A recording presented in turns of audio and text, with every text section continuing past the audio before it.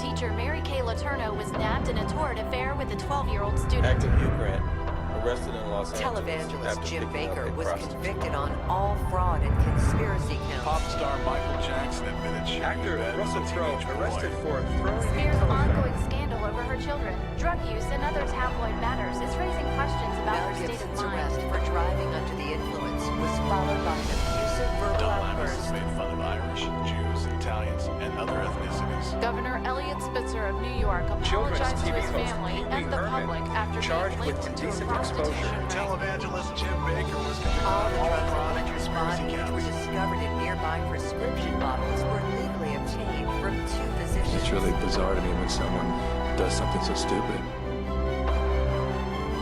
I don't get it. I don't get it. I don't get it.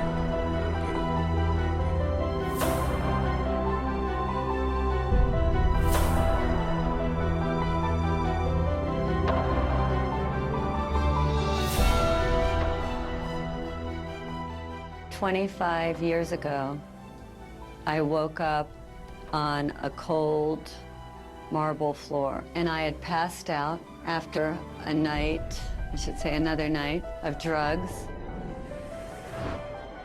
But something had shifted, and I knew that if I didn't make a dramatic change in my life, that I was going to die. And I called my mother and I said, I need to go back into treatment. And I had already been in treatment 3 or 4 times. All these other times, I left. On day 10, I started to feel great. I'm drug-free. I'm not like any of these people. I'm out of here. And I would pack up my little bag, put my little arrogant suit on, and march myself out of treatment, and I was free. I was going to make it to the other side. By day 6 or 7, I'd be on the phone looking for my drugs and end up right back in rehab. So instead of running away this time, I went into the bathroom and I got down on my hands and knees and I started begging, please, relieve me of this pain. Grant me the serenity to accept the things I cannot change. I cannot change my desire to leave. And in that moment, on that floor, something happened to me. Something that was like magic. It was mind-blowing to me. Because all of a sudden, after a few minutes, I knew I could stay one more day. How could I go from terrified and my mind going a million miles a minute to this place of complete peace? I walked out of there on day 28, knowing that there was something that I had to find out about.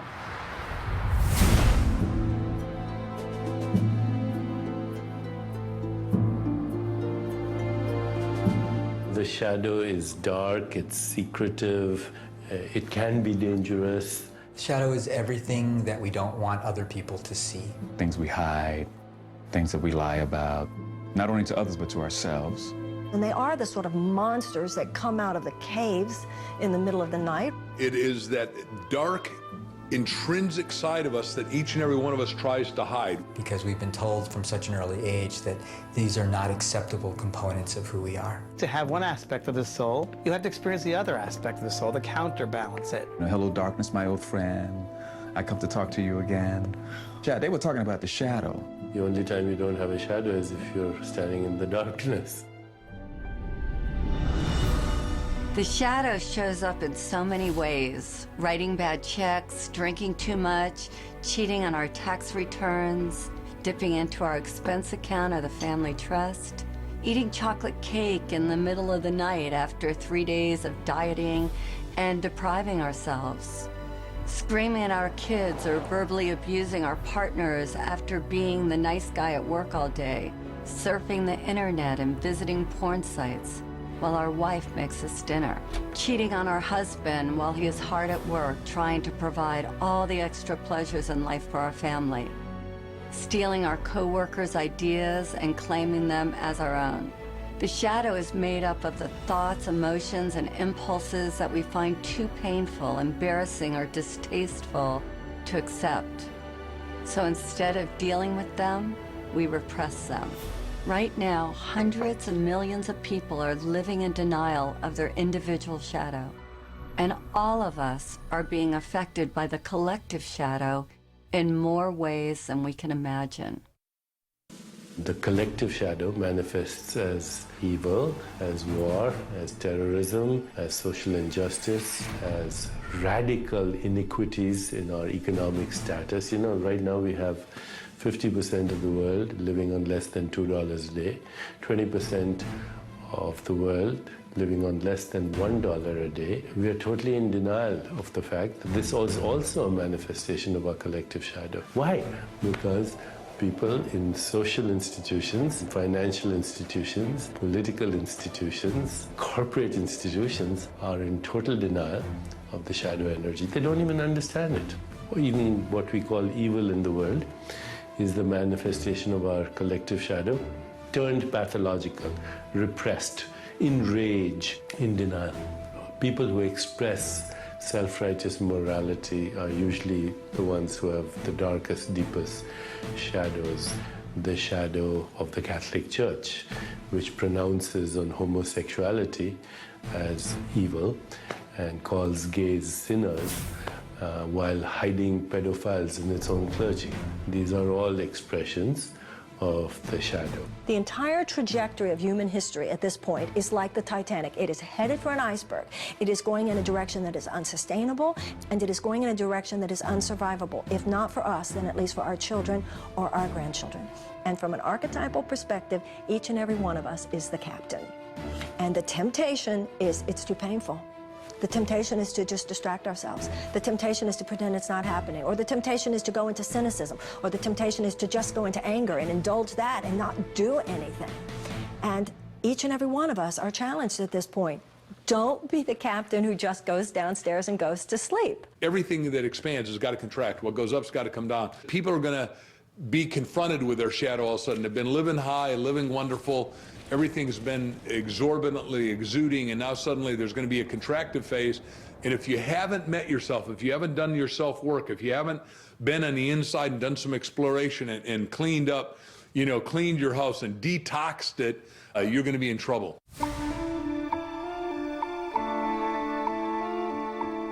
The birth of our shadow occurs when we are very young, before our logical thinking mind is developed enough to filter the messages we receive from parents, caregivers, and the world at large.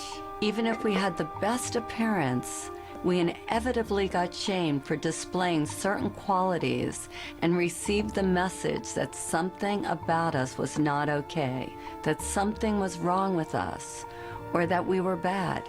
You greedy little toot, how are you going to eat all those before dinner? These messages get ingrained in our subconscious like a computer virus, altering our perception of ourselves and wounding our healthy sense of ego. When we suppress any of these qualities, we are living in denial of all of who we are.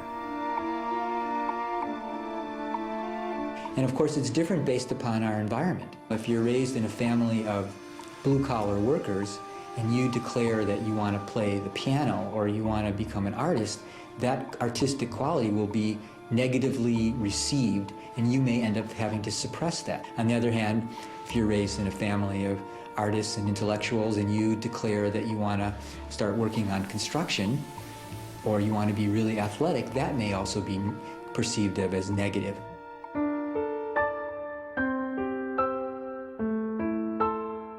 We try with all our might to pretend that we are not that which we hate.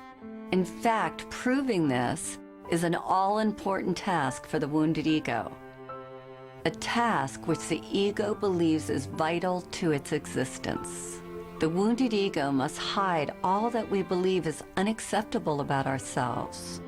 To accomplish this task, it constructs a mask to prove to others that we are not as defective, inferior, worthless, and bad as we might fear we are. None of us likes to admit that we have these flaws and insecurities. So to hide them, we create a persona at a very young age. We start to wrap ourselves up in a new package that we believe will bring us the love, attention, and acceptance that we hunger for.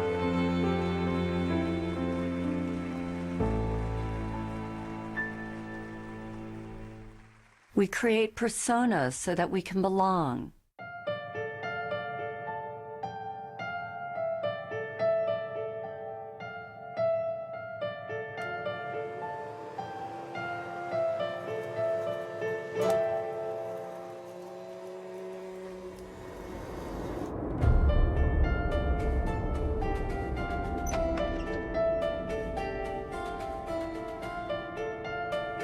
Most of us have a public life and a secret life.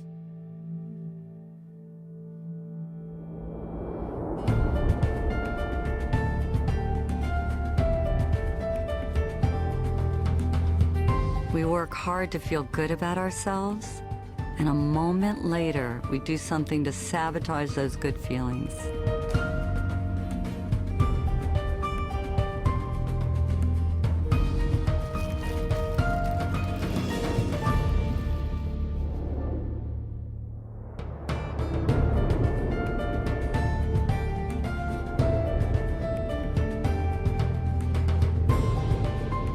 We wear masks that we believe will take us where we want to go. And these masks take many forms.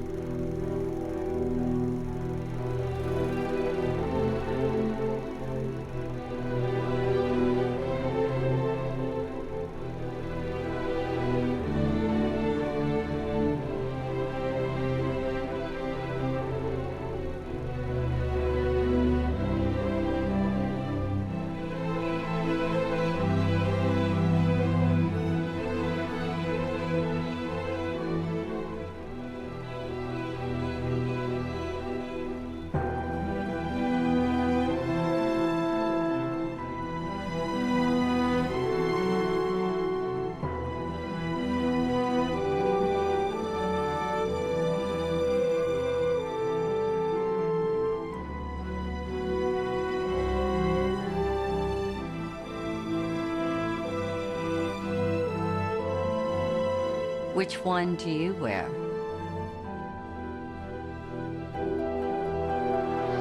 Our masks become our prison. Beneath the mask that we show the world, our wounded egos are in pain. The parts of us that were deemed bad and wrong by others, and now by ourselves, are literally screaming to get out, to be set free, and to be accepted and loved as a valuable part of who we are. When we deny ourselves a safe outlet to express our dark side, it builds up and becomes a powerful force that is capable of destroying our lives as well as the lives of others. This is what I call the beach ball effect. So everything that we reject, we have to keep beneath our consciousness.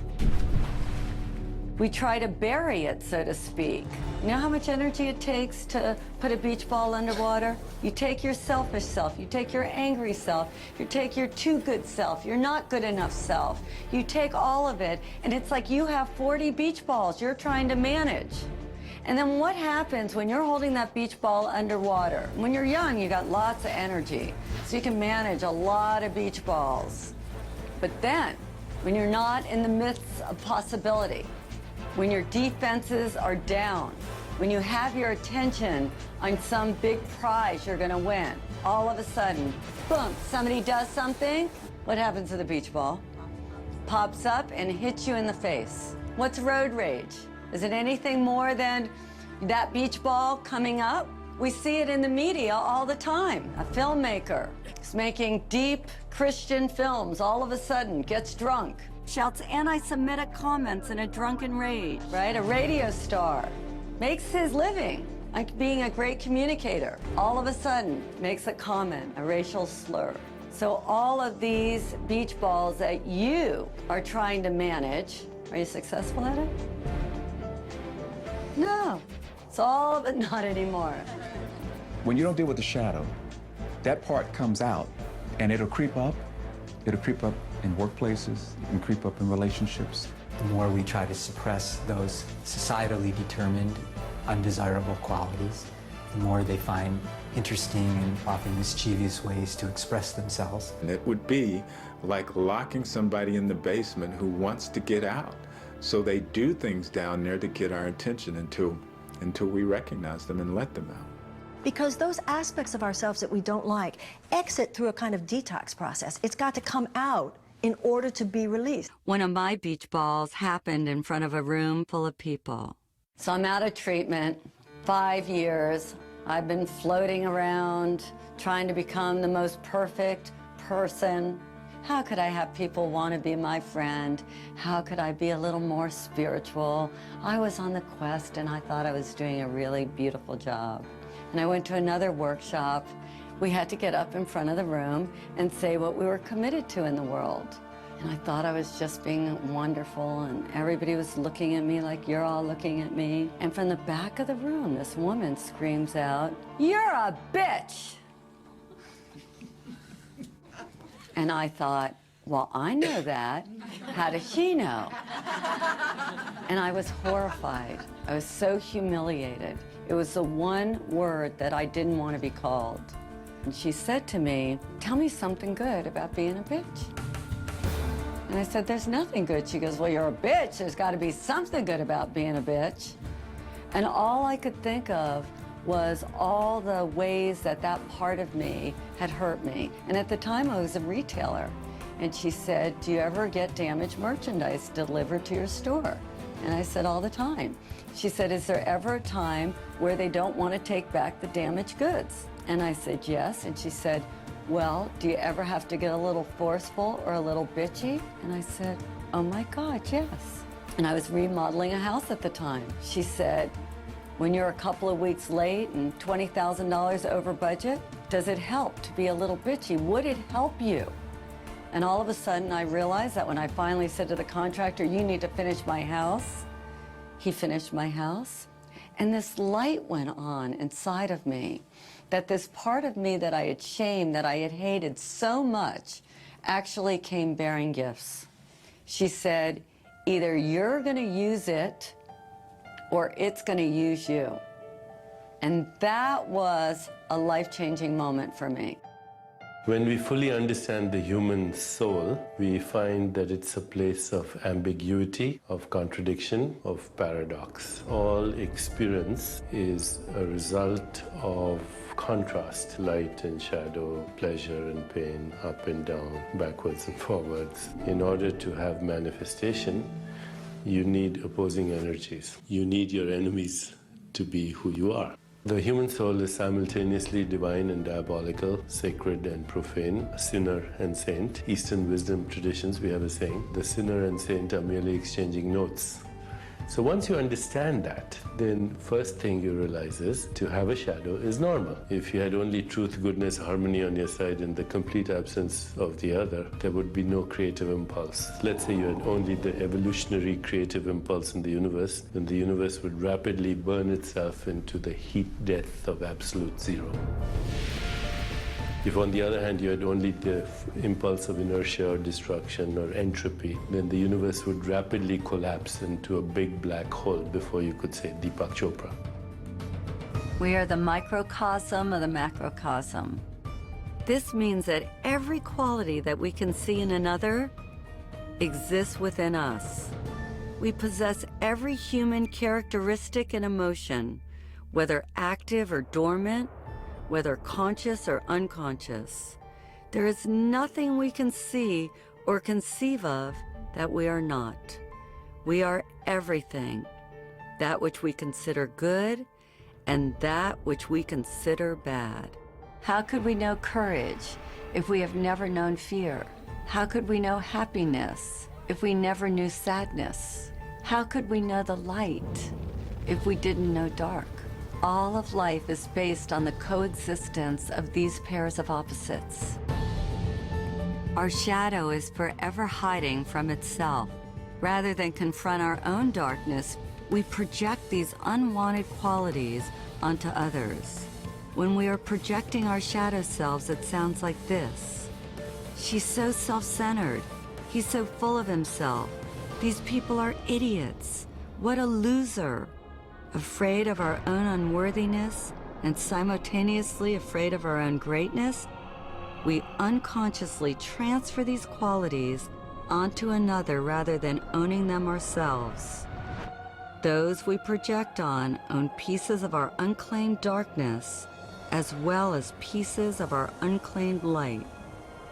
Until we take back all that we have projected away, what we can't be with won't let us be.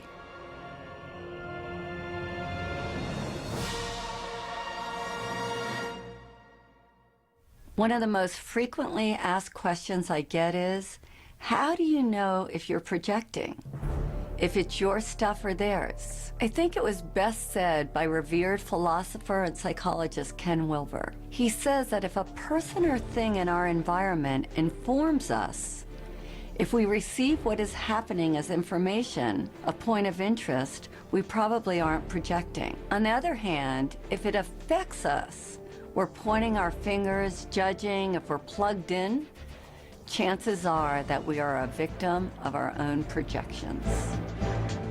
Think of someone from your own life who disgusts, annoys, or repulses you, and think of the qualities about them that you most hate. Now imagine this person standing right in front of you, and I want you to put your hand out, point your finger at them, and say, "You're an idiot," or "You're a know-it-all," or "You're selfish." Now stop where you are. Keep your finger pointing at them, and now notice that one finger is pointing at them, and where are the other 3 fingers pointing? Back at you. This is the phenomenon of projection. Instead of acknowledging the qualities within us that we dislike, we project them onto someone else. We project them onto our mothers, our kids, our friends, or even better, some famous public figure who we have never even met. If I asked each of you what you love about these people, you would each have a different response. The people that you hate also represent some aspect of yourself that you don't own. Notice what you think and feel as you look at each of these people.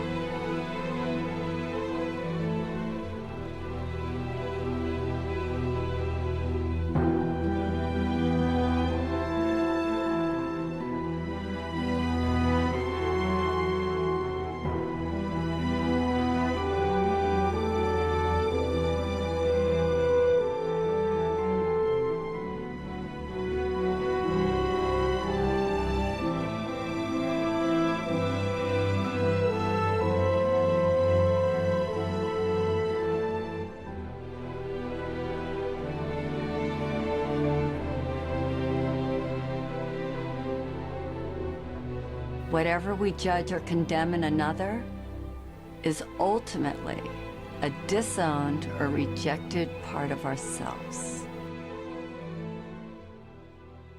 I was watching the events of 9/11 on TV with a friend of mine. And after that, we were driving down the street. I turned to my friend and I said, "You know, from now on, the Arabs are going to be the new blacks. They're going to get the brunt of a lot of projections that blacks have carried in this culture for a long time." Now, a lot of times, blacks react. We react to those projections and we project back. And that creates a vicious cycle. And the ego consciousness just responds the way it should, really, because it's designed to respond as a survival mechanism. That's what the ego is all about, to help us survive. But it's mechanical, it's reactive. When an aggressive, negative energy is directed at us, the ego immediately wants to defend and react. Of course, when you react to a projection, you become that projection. And I didn't want to become an angry black man. That doesn't mean that I don't get angry. I certainly can and do get angry, but I express it and let it go. There's an old Sufi story about a philosopher who made an appointment to debate with a Sufi wisdom teacher named Nasruddin. When the philosopher arrived at his appointment, he found Nasruddin away from his home. Infuriated, the philosopher picked up a piece of chalk and wrote "stupid oaf" on Nasruddin's gate.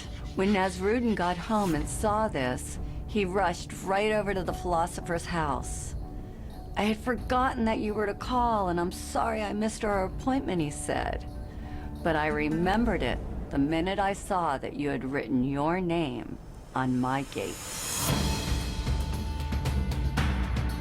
The great Swiss psychologist Carl Jung, who coined the word shadow and shadow work, said, that is the shadow, the person we'd rather not be.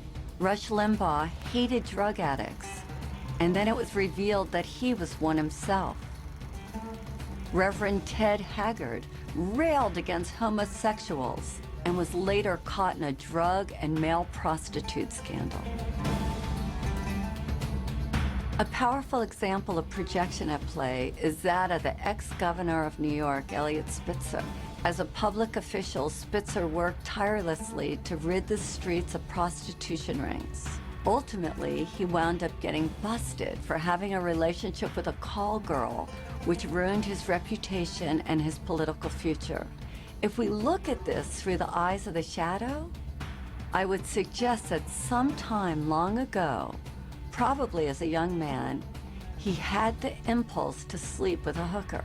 Since this wasn't politically or socially acceptable, he buried this impulse deep inside, only to be brought down by this very unconscious urge. It's fascinating to see that he tried to destroy the temptation in the outer world because unconsciously he knew that the real danger lurked in his inner world. This is why we want to deal with the shadow.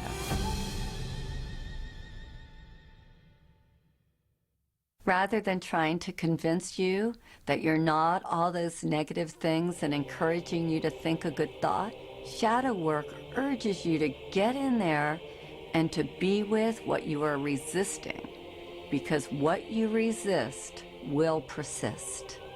If you don't deal with your shadow, it will deal with you.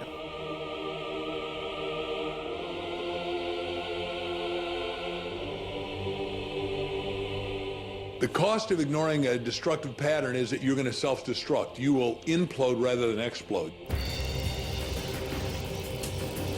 Well, you know, my training is as a neurologist, so I've spent well over 3 decades studying how the nervous system organizes this information. And it's really quite interesting when you look at the fact that really, even though we think of having one brain, we actually have 3 different brains. We have this very primitive brain, which some people call the reptilian brain. And if you look at a reptile or look at a crocodile, it really just has 2 responses, on or off. So if you ever watched a crocodile trying to eat a wildebeest, it seems to be very quiet and suddenly it explodes and then it goes back into its quiet state. So that response is really a very basic survival response. But the mammalian brain, which is sometimes known as the limbic brain, has created a modulating effect on that reptilian brain. So the limbic system has brought into this very primitive on-off response gradations, meaning you can be a little bit on, significantly on, really on. But then on top of that mammalian brain, really just for the last couple 100,000 years, we've evolved this human brain, which is called the neocortex, neo meaning new cortex, new covering of the brain. And that actually allows us for the first time in evolutionary history to decide whether or not we want to react at all. If we look at brain scans, we can actually see in a traumatized brain, this part of the brain kind of shutting down, becoming dark. The part of the brain that is associated with emotions is that part, you might be familiar with the fight or flight or freeze response. The amygdala, which is the fear processing center in this part of the brain, really becomes bright. So what happens is trauma changes brain functioning, and then that triggers changes in stress hormones in the body, which are not a good thing.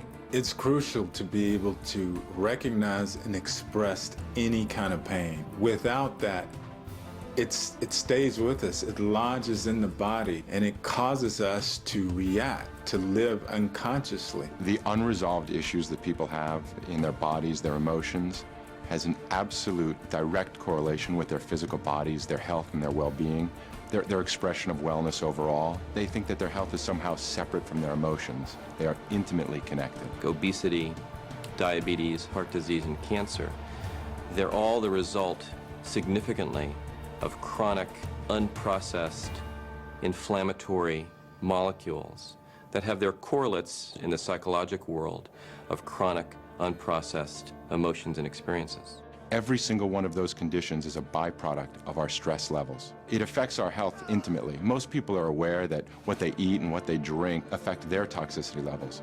What they don't realize is that what they think and the emotions that they've built up over years are really the most toxic. The ways that people have dealt with this traditionally and historically are inadequate. My patients are in overwhelm.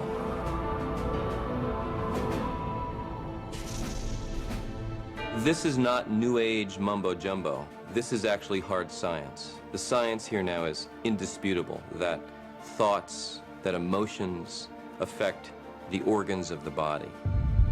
We have to be mindful with every single thought that we have every single day. How do we want to create our heaven or our hell? How do we treat one another? Because we are the source of everything within us. There is a poem by Rumi called The Guest House, which in many ways describes the human journey. This being human is a guest house. Every morning a new arrival, a joy, a depression, a meanness, some momentary awareness comes as an unexpected visitor. Welcome and entertain them all. Even if they are a crowd of sorrows who violently sweep your house empty of its furniture, still treat each guest honorably. He may be clearing you out for some new delight. The dark thought, the shame, the malice, meet them at the door laughing and invite them in. Be grateful for whoever comes, because each has been sent as a guide from beyond. Repressing our anger may seem like a good solution, but pretty soon we run out of places to hide. Divorce, stress at work, financial trouble or tension within our families provoke the shadow until finally it erupts. The ancient Vedic text known as the Bhagavad Gita states that man should discover his own reality, not thwart himself, for he has himself as his only friend or as his only enemy. But if he rejects his own reality, the self will war against him.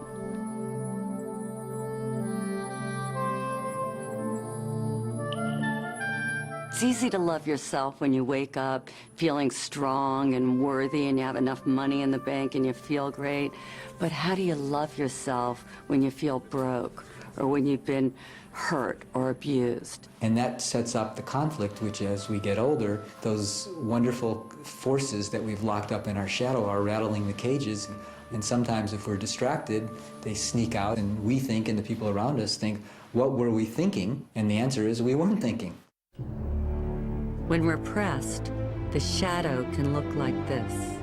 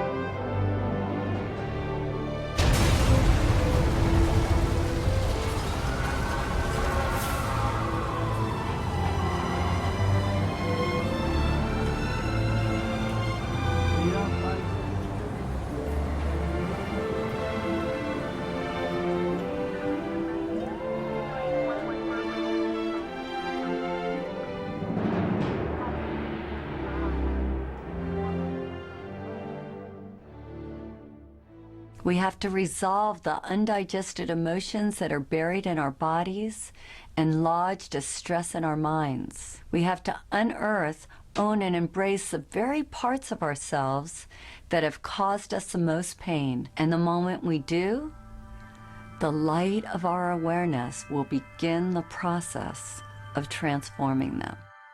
We think we're alone. We think we're different. We feel isolated or abandoned.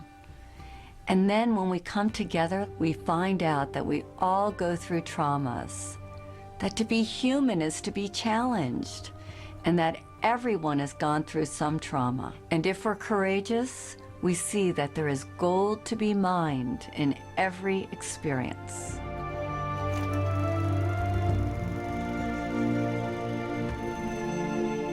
It's very interesting because I don't remember a single day where my mother was not drunk, you know, and I had to live through this. And I didn't understand it. Very, very confused by it all. Why is this happening? Why is this happening? Who are you? Because as she would drink and as she became into that space, I knew I didn't know her. And I just wished she was dead. I said, I wish you were dead. Wish you were dead. I wanted the pain out of my life, Because you don't belong here. Whoever you are, this intoxicated person, and as a child looking at this, because my father wasn't there either, I had to figure this out. But all I did was wish she was dead, right? Well, not until 30, 40 years later, after she had passed over, she lived many, many years after that, and after getting involved in this work, I realized that that was indeed one of the most incredible blessings of my life. I learned from that situation about compassion, and I learned about forgiveness. And that's a pretty big one to have to learn about forgiveness. You know, we see these things as horrific experiences, terrible experiences, dark experiences, when in truth, they're really enlightened experiences because they help us to be who we are. They help us to be compassionate. They help us to be forgiving. They help us to look at someone very, very differently. What doesn't kill us makes us stronger. At a certain point in life, it's about saying, I have been through what I've been through. I've succeeded in some ways, perhaps, but I've also failed in some ways. I've been strong at times, but I've also been weak at times. I've gotten some things right, and other things I've gotten wrong. And some things have gone well for me, and some things have been damn awful. The issue is, what am I going to do with all of that? You know, two people can go through the exact same situation on an external level, but internally, they do two completely different things with it. That's why we read incredible stories about people who went through the Holocaust or people who were victims of genocide, and yet they survived. And yet they go on to live extraordinary lives. And then you meet other people who went through a fraction of that in terms of an internal trauma, but they stay stuck in it forever. We begin to ask ourselves, what am I getting from staying stuck there? What am I avoiding from staying stuck there? And what we are avoiding is the greatest challenge of all, and that is to be who we can be in order to serve the world. I asked a few people to share their own shadow stories. Some of them are complete, others are ongoing. All of them are portraits of a fearless commitment to transformation. Sui is like that beautiful combination of a miracle, that part of her that she deems so worthless and unlovable actually comes bearing the greatest gifts and makes her the shining light that she is today. The pain that I've been carrying throughout my life was the pain of believing that I was abandoned by my parents because I wasn't pure enough. I'm actually mixed in terms of, half Japanese, half Chinese. I was considered mixed and impure enough to be raised in Japan. My parents live in Japan and they left me with my grandparents in Malaysia. I just felt so abandoned and rejected. My father ended up getting a divorce from my mother. He remarried another Japanese woman, but nobody ever told me that when my father came back with his wife, that she's not my mother. I felt the immediate rejection, that they didn't want me in their lives, and that they would rather have, 2 dogs than have me with them. Because I have always discarded my Japanese identity in favor of my Malaysian Chinese identity. I felt like the country has betrayed me, and I used that pain to really put it into my work.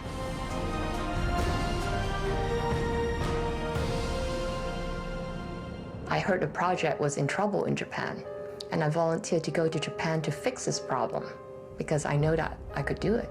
That one day I stepped into Tokyo, and I just felt that this is where I need to be to really discover and explore the Japanese half of me. In less than 3 years, I created a business from $40 million to over $200 million in a country dominated by men. You know, never heard of a half Japanese, half Chinese woman being a business leader in a big US telecom world. So I couldn't be the leader I am today without going through the emotions and the pain that I went through my whole life. If we look deeper, we will see that we all have a divine recipe.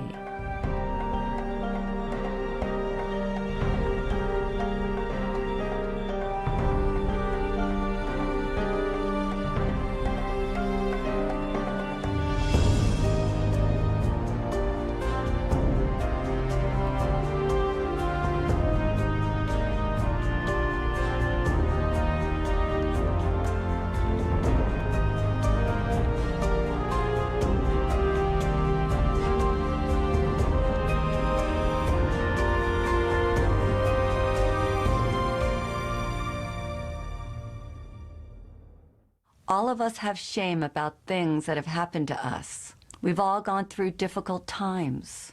We address these issues so we can quiet our minds, heal our bodies, and get closer to our heart's desires.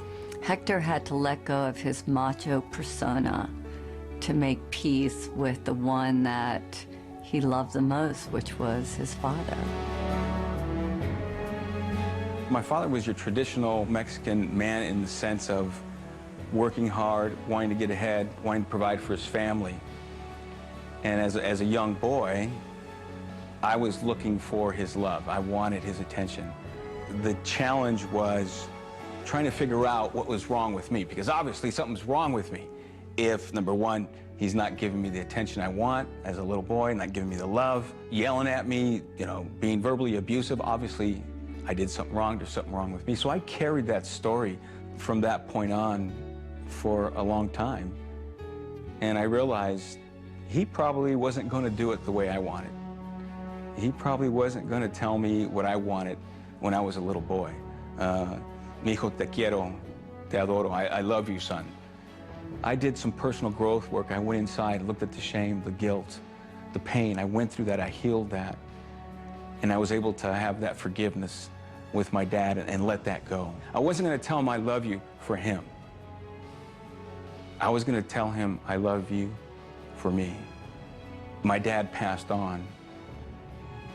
And I'm really grateful that I listened to that inner voice that said, you know, go ahead and tell your dad that you love him. Do it for yourself. Dr. Edie Eger is one of the most beautiful, divine women on the planet today. And she survived the worst circumstances, something that most of us can't even ever imagine. May 22nd, 1944, when I arrived in Auschwitz, there was chaos. My father was separated from us and my sister and I facing Dr. Mengele. I didn't know who he was until later. And he pointed to my mom to go to the left and my sister and I to the right. I asked the inmate, when will I see my mother? And she pointed at the chimney and fire was coming out of the chimney. And she said, you better talk about your mother in past tense, she's burning there.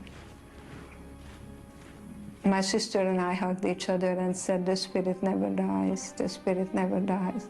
I remember that so vividly, even today. In Auschwitz, we didn't know when we took a shower whether water is going to come out or gas. And then there were others who ran into the barbed wires, they got electrocuted. And that night, Dr. Mengele came to the barracks and wanted to be entertained. And my friends who knew that I was a very talented gymnast, and so they volunteered me and I ended up dancing for Dr. Mengele. I closed my eyes, and the music was Tchaikovsky, and I was dancing in Budapest, the Romeo and Juliet.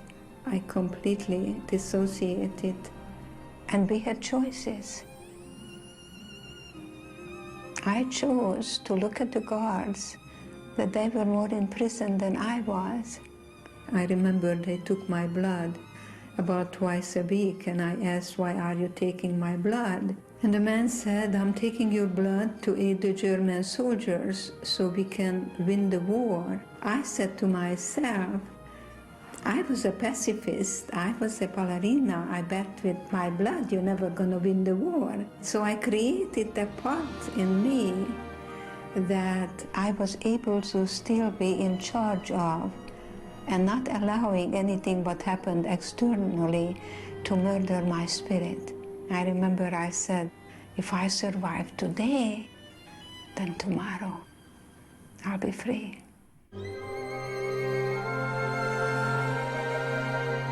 I remember when Marita came to the shadow process and everybody was looking for the negative qualities they needed to embrace. Marita couldn't even say hers, and I kept asking, what is so horrible that you can't even say it?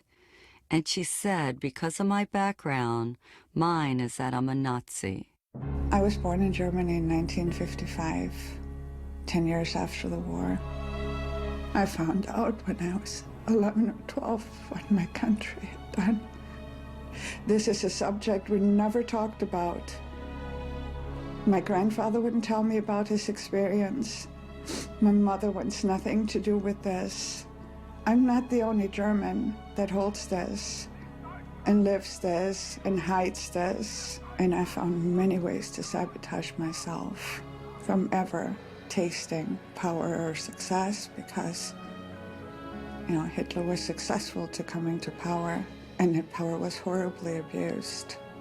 I didn't interact with any Germans at all. I stayed away from them, and I did not want to interact with any Jewish person because I didn't want to cause any more pain, and I was ashamed.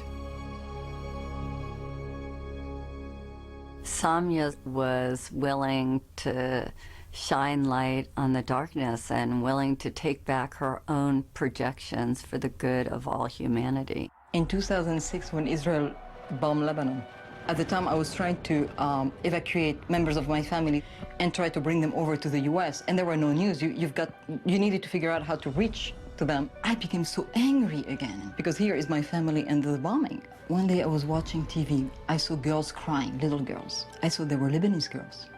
And of course, every time I saw like Lebanese kids being bombed and everything, I was really, really angry. I was like, yes, yes, yes, like bomb the bastards kind of thing. And at the end, I realized they were reporting from the Israeli border, on the other side of the border. And they looked exactly the same as the Lebanese girl that were killed on the other side of the border. And I saw the pain. And that day I made a commitment to myself that I will no longer tolerate that kind of cruelty, irrespective of which side of the border it's happening. Now, I'm not saying that if you and I rise up to become the people that we are capable of being, that we will rid this planet of war in our lifetime. But I believe with all my heart, we will achieve enough this lifetime that humanity will go in that direction. It's embracing authentically who you are and not being ashamed of it. There's nothing to be ashamed of, because everybody has a shadow. If somebody doesn't, they must be pathological. When I'm leading the shadow process, it feels like my own journey has come full circle. I've been very judgmental over the years. I was having some really dark dreams about you last night. They're all true. When we embrace our totality, we experience freedom. My heart feels as big as my body. It's no longer like little anymore. It's like, it's me.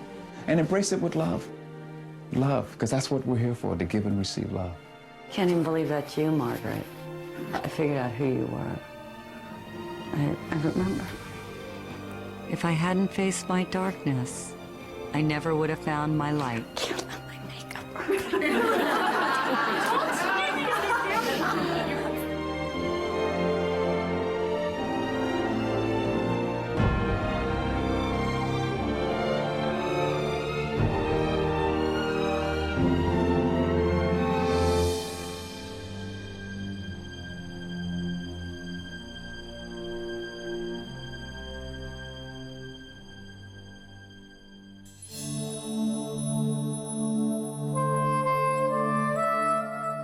Our deepest fear is not that we're inadequate.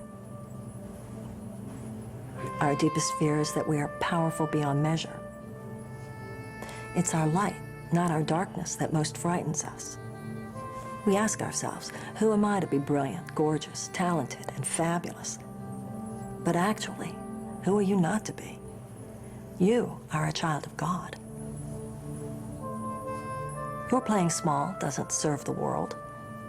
There's nothing enlightened about shrinking so that other people won't feel insecure around you. We are all meant to shine, as children do. We were born to make manifest the glory of God that is within us. It's not just in some of us, it's in everyone. And as we let our own light shine, we unconsciously give other people permission to do the same. As we are liberated from our own fear, our presence automatically liberates others.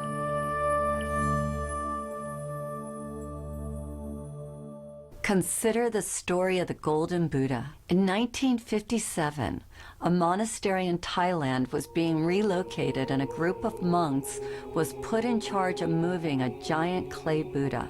In the midst of the move, one of the monks noticed a crack in the Buddha. Concerned about damaging the idol, the monks decided to wait a day before continuing with their task. Later on, one of the monks came to check on the giant statue. He shined his flashlight over the entire Buddha, and when he reached the crack, he saw something reflected back at him. His curiosity aroused, the monk got a hammer and a chisel and began chipping away at the clay Buddha. As he knocked off piece after piece of clay, the Buddha got brighter and brighter. After hours of work, the monk looked up in amazement to see standing before him a huge solid gold Buddha. Historians believe the Buddha had been covered with clay by Thai monks several hundred years earlier before an attack by the Burmese army. They covered the Buddha to protect it. In the attack, all the monks were killed. So it wasn't until 1957 that the great treasure was discovered.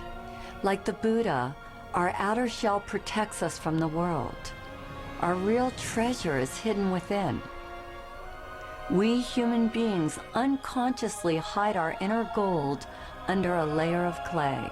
All we need to do to uncover our gold is to have the courage to chip away at our outer shell, piece by piece.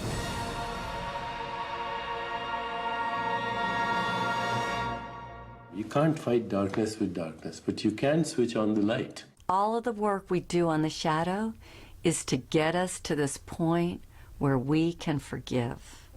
To do forgiveness, we put blindfolds on to make it safe for people to share their deepest secrets.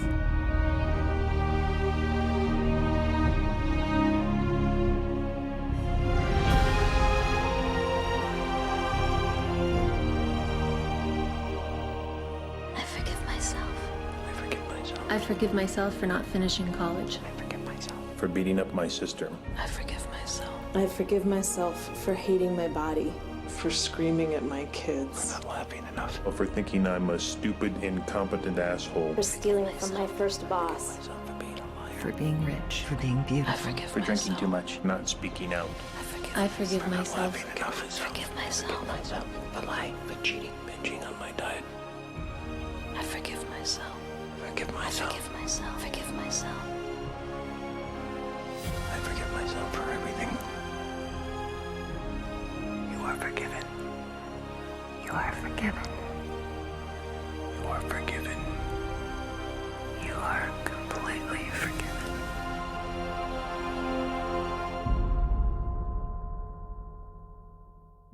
I think a lot of people are very afraid of their shadow. They don't even want to consider that they have one. Brent is one of the holiest men that I know, and he is so spiritually evolved because he uses the pain of his past to be the greatest expression of himself today. This story really began for me when I was 9 years old, and I was attending a summer camp that was managed by an order of religious men. During that summer, I was molested by one of the religious men. I remember that experience being a beginning of a split for me, from myself. It happened a number of other times during that period of time I was at that camp. I was always afraid that that guy was going to come in the middle of the night. I even went so far as to borrow a knife from someone that I kept under the pillow. This is a 9-year-old kid. I remember I just felt like some part of me died at that time. I went on with my life, holding on to that secret, holding on to that shame of not really being connected with myself anymore.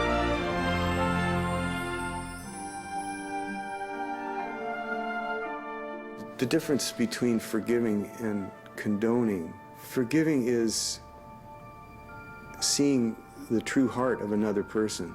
It's beyond all the action. In holding anybody to blame, we limit our own love.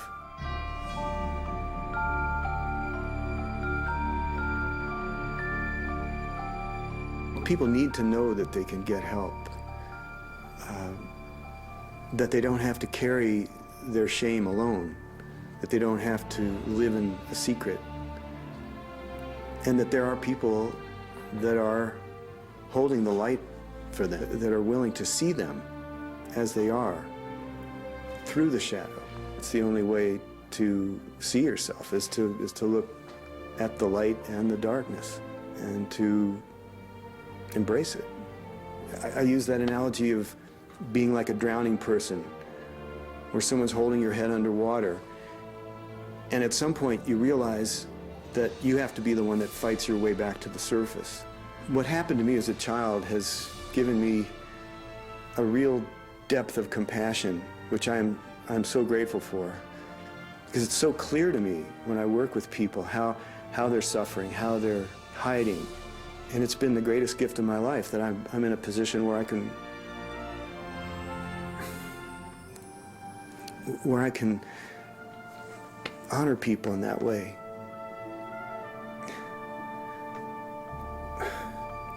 I'm just so grateful to be able to connect with people on that most vulnerable level, that deepest level of the soul.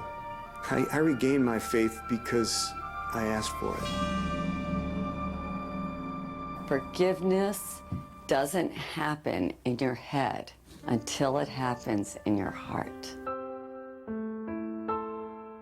My mom was walking downtown Beirut with the young Israelis, and she turns to my dad, and her mother had been killed by the Israelis. She goes, "Mustafa, these are young soldiers, don't they have a mother?" And if she can forgive, who are we not to forgive? Well, you can't move on if you don't forgive. The train stops if you don't forgive. And mostly, you got to forgive yourself for taking whatever happened to you to a deep place that it shut you down. The universe will deal with that person's karma. You don't have to worry that if you, quote unquote, forgive them, that they're going to somehow live an undeserved, wonderful life. Each and every one of us needs to work full time on self-forgiveness. Our motivation to forgive is increased when we understand why it's so important. It's not just to make their day better, it's to free you. And forgiveness is the hallway between the past and the future. The future expression of who we are as a planet, as our country in America, depends on the people that grow up, that become the next presidents, that become the next politicians, economists. We want to make a difference. We want to somehow get it right, to feel like we did, or at least we tried to do what we came here to do. That is the gold that is being mined today. But that's because the world is growing. We're entering a new age. That's what's going on. That's why we're talking about this. You are a force of love. You are made from love. And love is the most forceful energy you could ever have. Accept that energy. Accept who you are. Accept your inheritance, if you will. You're the total being of love, and don't waste a minute of it. I've come full circle, and this is the external of what was going on inside of me. It's how we are able to perceive everything in life as an opportunity for growth.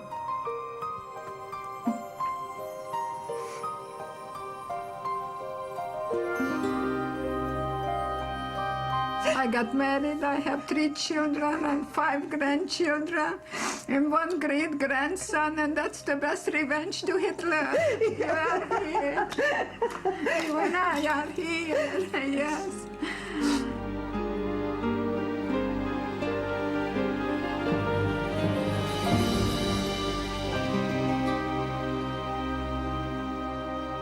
So if you want authentic peace of mind, creativity, kindness, compassion, joy, then you've got to understand your shadow and be okay with it. Celebrate it. If shadows could talk, they would tell us that we're as precious as 1,000,000 pounds of gold, that our brightest light can shine only when we've accepted our darkness, that there is wisdom in every wound, that there is a greater future waiting for us, that we are children of God and have a right to be here, that we were all created equal, that our pain is not personal, but belongs to every man and woman alive, that life is a magical journey of making peace with both our humanity and divinity. They would tell us that we deserve better, that we matter, that we are more than we ever dreamed possible, and that there's light at the end of the tunnel, that there is nobody in the world quite like you. What if you knew in every cell of your body that you were living a divine plan, a plan so important, so vital for the evolution of humankind? What if you knew that everything that was happening right now that doesn't fit your ego ideals is happening to support you in stepping out of the smallness of your darkest thought into the brilliance of your biggest dream? If you take this journey, I promise you that you're going to experience more love, more happiness than you've ever had before.